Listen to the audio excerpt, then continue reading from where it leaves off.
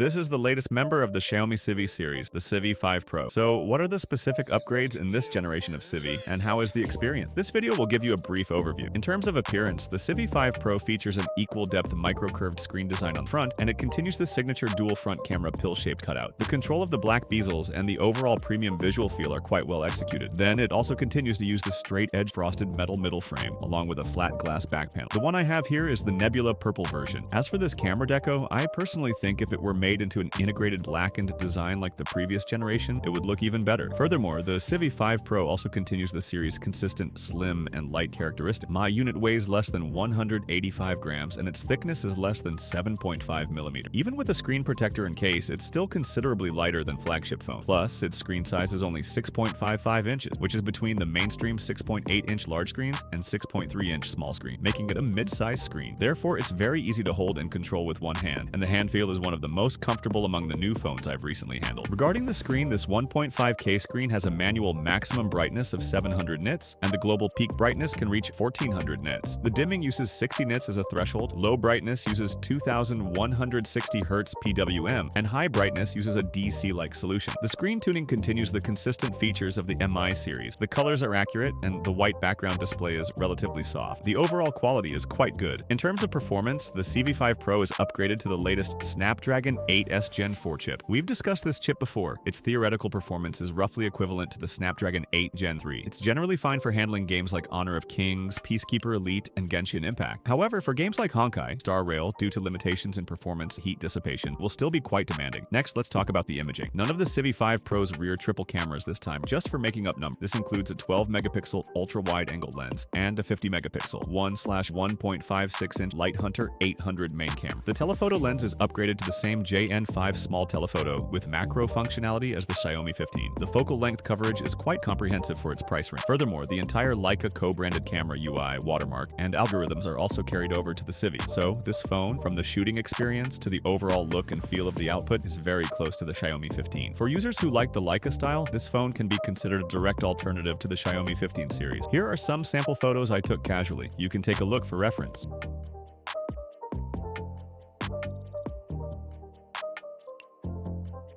In terms of battery life, thanks to the advancements in battery technology over the past year, the Civi 5 Pro, in a similar body size, has increased its battery capacity directly from the previous generation's 4,700 mAh to 6,000 mAh. For daily use, the perceived battery life is almost the same as current 6,000 mAh flagship phone. Charging once a day is just right. However, for charging, it still provides 67 watts fast charging. A measured half-hour charge can go from 1% to 71%. A full charge takes a total of 53 minutes. The charging speed in the latter half is noticeably slower. Overall, the main selling point of the Civi 5 Pro is its slim and light ID. Its imaging capabilities are relatively outstanding, and the experience in various aspects is at an upper-middle level. It's a mid-range sub-flagship device. In this price range, if you're not chasing top-tier flagship performance and value a slim and light feel or camera performance more, I think the overall product strength of this Civi 5 Pro is very much worth recommending. Alright, that's all for this video. We'll see you in the next one.